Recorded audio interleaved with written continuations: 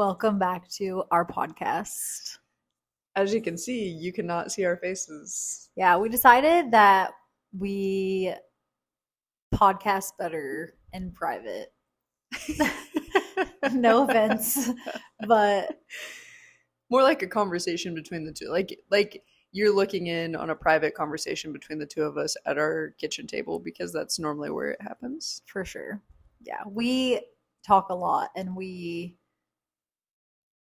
always get deep with each other, I feel like, in these moments. And then we turn the camera on with like a ring light and we kind of freeze and conversation doesn't flow as easy. And we want to bring you the best versions of ourselves. Yeah, for sure.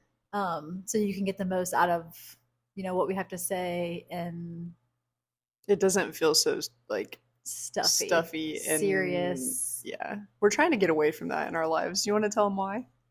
Yeah, I mean, today's topic is going to be about stress. Last week's topic, if you missed it, was No Negativity November. And we're still trying to do that. Trying being the main key word there. We're failing. Some days are easier than others, but we're still trying to wake up with a positive mentality and catch the negativity that's running behind the scenes in our minds, trying to catch it before we bring it to the surface and like release. As soon as you release it, you usually know because it just feels yucky. Yeah, we've had a lot of moments of tests. Yeah, testing. Like, are you sure you want to be positive in this moment? Yeah, let's see how you deal with this. So things have been leaking. I dumped a whole bag of frozen fruit on the ground, like half a bag. Yeah, Amber surprised me. We saw Billie Eilish this weekend. Such an amazing time. It was so good. But anyways, so we have been very stressed for a very long time. We struggle with regulating our nervous system, especially we live above our business, and our business brings us immense amounts of stress and anxiety and dysregulation in our bodies. So Amber surprised me with a trip, like to spend the night in Cincinnati, like to make it like a whole little trip versus like just going for the concert and coming back home. And I had just gotten Reiki and craniosacral therapy, which is a tool that you can definitely use when you're feeling stressed and overwhelmed to kind of help release some of that yucky energy that is stored in your body. And so I had just received that Thursday. The concert was Friday. We were leaving Friday. And Amber got an email from the place she booked with, and they said that they double booked us. And she had to tell me that right after you got done meditating. Yeah, like right. I could hear the meditation playing, and it's like, take a deep breath, and I'm like, oh, she's gonna be so relaxed, and I have to tell her that we have nowhere to stay tonight. Yeah, and the people literally are like, cancel your reservation. Basically, I think these people are scammers because we still don't have our money back. But that was like another test. Yeah. But it ended up working out. So in that moment, Amber and I are both really great at problem solving. And True. She found us a different place to stay that was cheaper, closer. Everything worked out. It probably all happened for a reason. Right. But nonetheless, it was still a test. Was trying to do something when you're trying to do something to help your stress, and then that something doesn't go well. That is like the ultimate test because you're already in a state of trying to do something that, it's like you're stressed and you're trying to do your meditation, but the internet's not working. Yeah, for sure. It's like, what are you going to do with this? Enter Mercury is about to enter retrograde. So if your technology starts failing and not working, blame old Mercury. It's going to be that. So yeah, stress. Do you feel stressed currently? Yes Oh, or no? oh boy, do I feel stressed. Yeah. So, what a perfect time to talk about it. We are definitely currently enduring stress in our lives right now. We're in the middle of a transition period. We are closing an entire book of our lives and opening a new one at the beginning of the year. So, navigating that has been a challenge, and we're still kind of working through that. We feel like we are at a certain vibration when we are here at our business, and then when we go out into the world, like we went to Cincinnati, and we feel like we're completely different people because we're able to kind of like be ourselves, not be stressed, connect with each other, Connect with other human connect with, beings. yeah, with society, and kind of like we went into this little bakery. They had like the best sandwiches, and the cortado was Very good. so good. But anyway, we were like there right at the end of their shift, and as we were leaving, they were like, "Thank you for your like end of the day energy that you brought." And it's like that was really special, like being recognized, for our energy, because most of the time we feel like when we are here in our business or even at our house above our business, we feel like we don't really have that energy, or Yeah. we are fighting for our lives to try to keep that energy. Yeah. Um, so yeah. Yeah. It can all look really different for everybody too. Like your stress might not look well, that's one thing that we learned about each other in this business is my stress didn't look like your stress didn't look like my stress. For sure. We stress about different things. So if you're in a relationship, check in with your person because something that might not necessarily stress you out could have them just all the way turn. And then you have to figure out instead of being like, I think a lot of times I'd be like, why are you worrying about that? Like, that's not even a big deal. And you're like, Yes, it is. In my mind, it is. yeah. And vice versa. You're like, that's dramatic. And I'm like, yeah, well, I am. Here we are. Yeah. Well, you married me, so I am who I am. But like, I think that it can just sneak up on you. I think it's like a silent killer, really, because like a lot of people don't put it into check and they don't even recognize it in themselves, and it can manifest itself in different ways. You It can can, wreck, like, it could just, what is it? Wreak havoc in your life. yeah. I feel like a lot of people may not realize that they're stressed, but they actually Mhm. could be stressed, and you might be having tendencies like, definitely Amber and I are both stress eaters. I feel like a lot of people, that's a very easy go-to, is like when you're stressed or overwhelmed, you might not realize in that moment that you're kind of like blackout raiding your cabinet, like what can I Mm, shove in my mouth. So unless you can catch that, unless you can stop yourself and kind of come to before you do that, then that ends up causing you to feel worse afterwards, where you just ate something or overate yep. or made a decision. Like it might not even be food, it could be alcohol, it could be drugs, it could be doom scrolling, and like Yeah. hours pass and you're like, I just wasted my whole day. It could be anything. So the key really is, and it's not gonna, always happen, but it's trying to like recognize it and do something about it in the moment. In therapy, the very first thing I learned was deep breathing. So as soon as like I started to feel stressed or overwhelmed, it was just kind of like pausing, taking a deep breath, maybe multiple. Really, the first time I ever exercised this was in traffic. I was like in a traffic situation in Springfield, and I was just like overwhelmed, stressed, and I just paused, took a deep breath, and I realized like, okay, It's going to be fun. everything's gonna be okay. Yeah. And even if it still doesn't feel like everything's going to be fine, at least you got a little bit more oxygen For sure. to your brain. Yeah. So there's a better chance that you might start thinking more clearly. But yeah, I mean, stress eating is like a huge one for me. I told Hope the other day, I realize sometimes I'll come upstairs to use the bathroom instead of using our business bathroom. And That's a whole other topic for another day. yeah, uh, sometimes I'll use our bathroom. So we'll get through like a rush. And so I don't particularly do very well with those.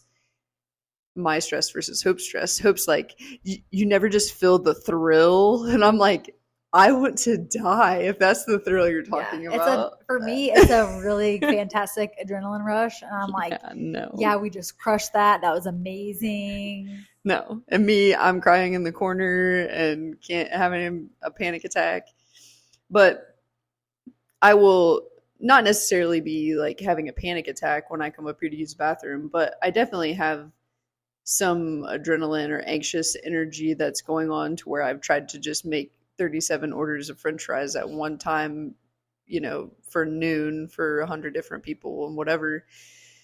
But I will feel myself gravitate towards the cabinet, like, because there were times that I would feel that and I would convince myself downstairs that I was hungry. But really, what I was doing is I was just trying to extinguish that flame of like anxiety with like eating something. Yeah. So even if my intention is to come up here and use the bathroom, my brain always kind of flips to the kitchen or like flips to have a snack, or your breakfast wasn't that big this morning. Like, you probably need a little something. It'll tell you just like little random things. And it's like, no, I'm up here to use the bathroom. Like, I know what you're trying to do, and that's funny.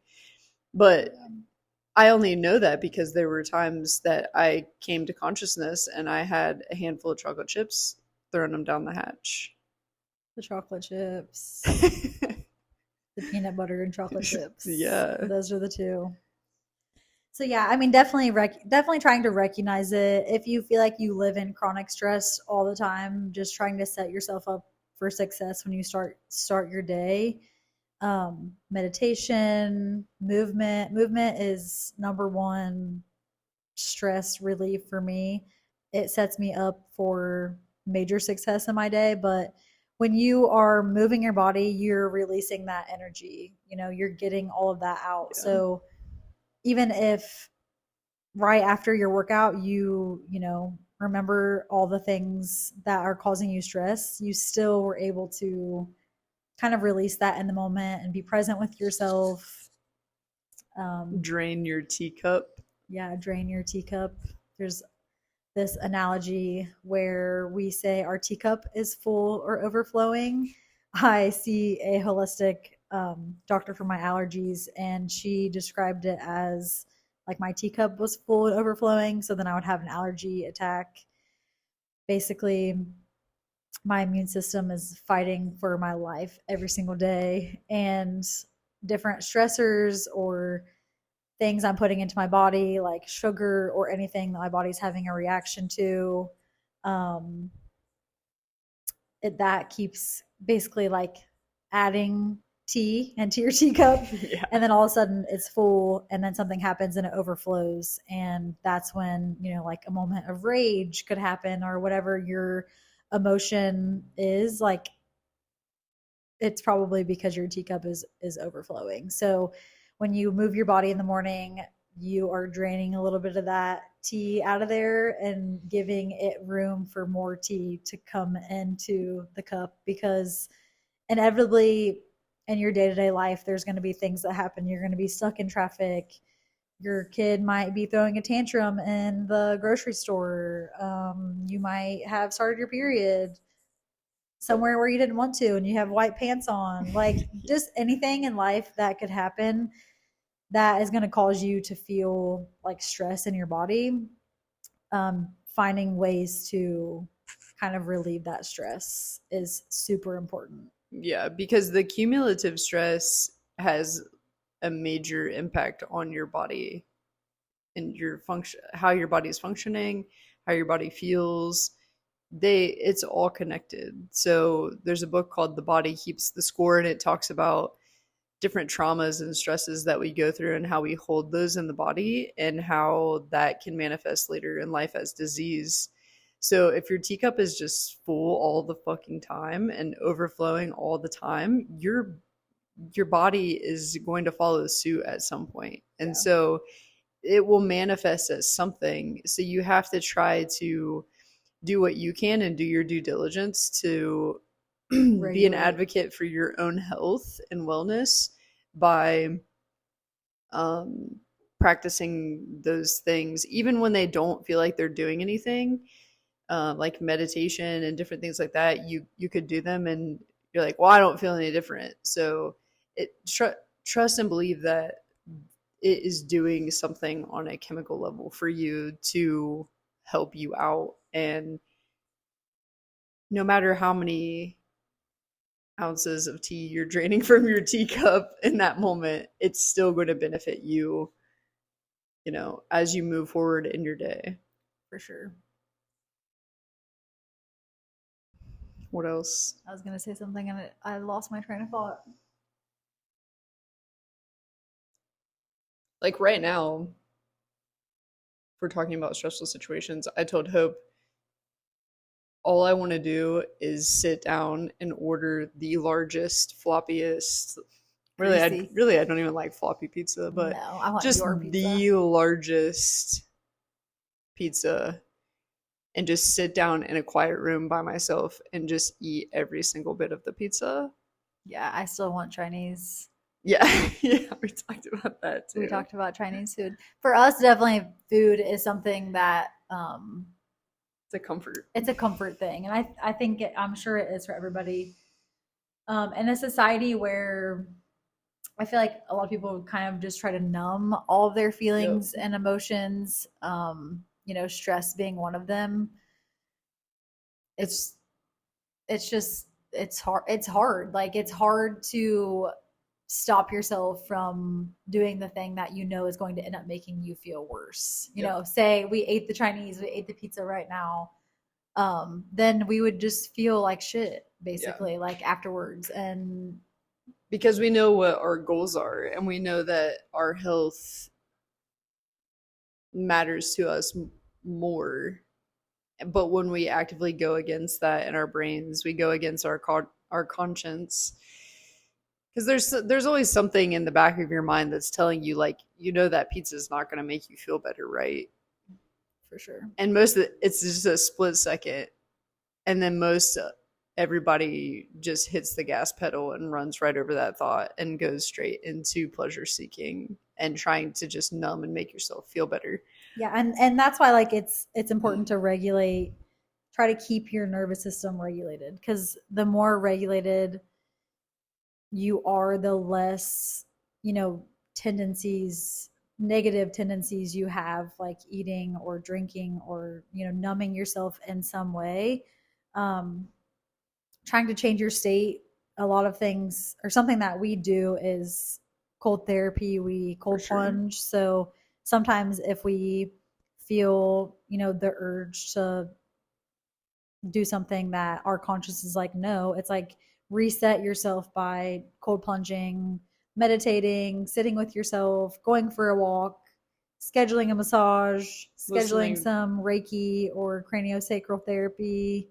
Yeah. Listening to music, jumping up and down, dancing, moving your body. Yeah.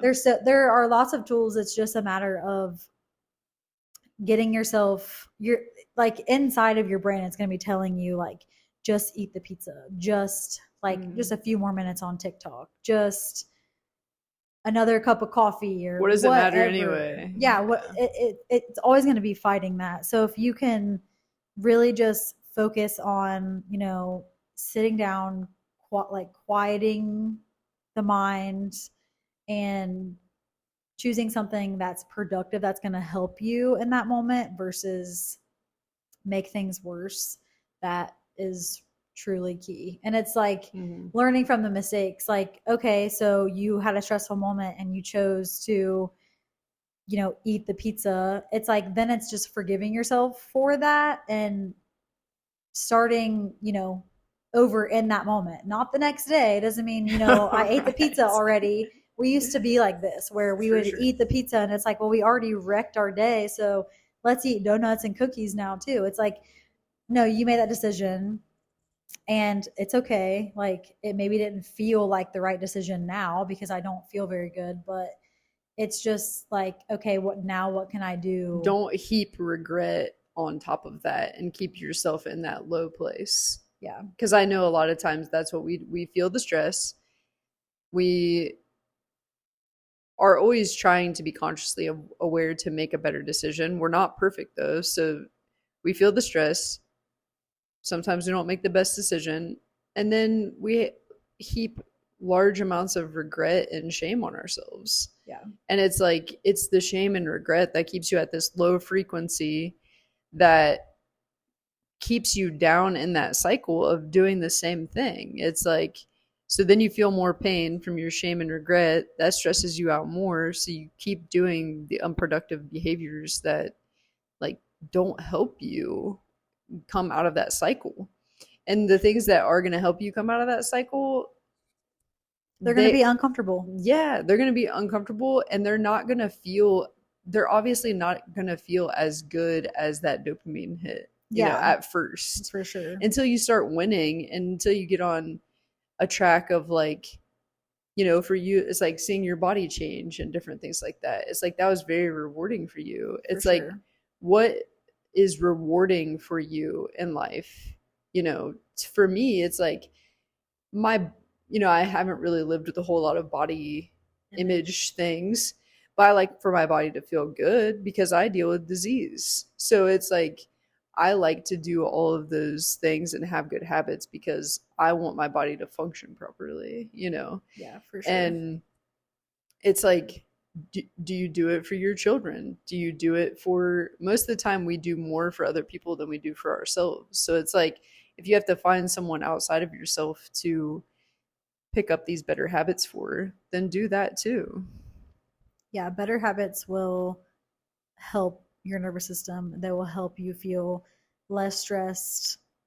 I mean, if we didn't set ourselves up and do the things that we do as far as our habits go, I can't even imagine the person that I'd be right now. I would not be on here, I guess, recording a podcast. I would No. be an angry, overweight asshole, numbing myself, Yeah. treating people like shit because I hate myself. And that's kind of what it boils down to. You don't like yourself when you are having reactions due to stress. Like when you treat someone bad, you don't like that. That does not feel good. When you look at yourself in the mirror and you look at the person looking back at you and you don't like that person, you can always always start making a decision to change your life and to like have habits, integrate habits. I'm trying to think of the word. Integrate habits like into your day that you keep promises to yourself and then you're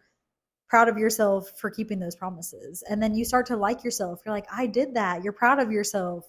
And it makes you want to keep going. But you just have to start integrating those little changes. And even if it's just one thing a day, like, oh, I'm going to move my body for 5 minutes today. I'm going to meditate for 2 minutes. I'm going to sit with myself for 1 minute. It doesn't have to be this huge drastic change. It's just like, and it's one thing at a time. Like I get, not being like, I'm going to work out every day for an hour. I'm going to completely change my diet. I'm going to meditate for 15 minutes. Like that's unrealistic. Like setting realistic goals for yourself to help, that's the way to go. It's not starting 5 different things at once. It's starting one thing and then taking that one day at a time. Like it's always one day at a time, 1 minute at a time. You're not going to be perfect. You're going to mess up. You're going to be negative. You're going to eat pizza. You're going to scroll on the internet for too long. We are all human. We're all going to do that, but it's just a matter of trying to. It's a matter of what do you do in that next moment after that. Yeah. After Yeah. you have screwed up, like who are you at your worst moments? Yeah. Like that is your character. Is, you have screwed up. Who is that person right after the screw up? It's like, do you get right back up and you say, well, that's okay. I'm just going to make a better decision in this next 5 minutes that I have? Or do you, you know, do the thing where you pout about it and regret it Throw yourself a and pity party, yeah. eat some more chocolate. Yeah, and it's just an excuse to keep doing the same stuff to keep you down. And For you sure. you have to be the person that's clapping for you. Yeah. Like there's nobody else that's clapping for you. It's like you have to be your cheerleader because even the closest people to you, guess what they're worried about? Themselves. So it's like, Yeah. you know, like we're each other's cheerleaders, but it there are times that I can't expect you to be my cheerleader because you are trying to be my own cheerleader. yeah, Yeah. you're I'm trying to get through my day moment by moment. I can't, be there. yeah, nobody is going to be there for you 100% of the time except for yourself. So it's like you have to be that person that's clapping for you. And if you fall down, being the coach that says, it's okay, let's get back up and get into the game and Yeah. keep playing. Give yourself some grace, but get back up.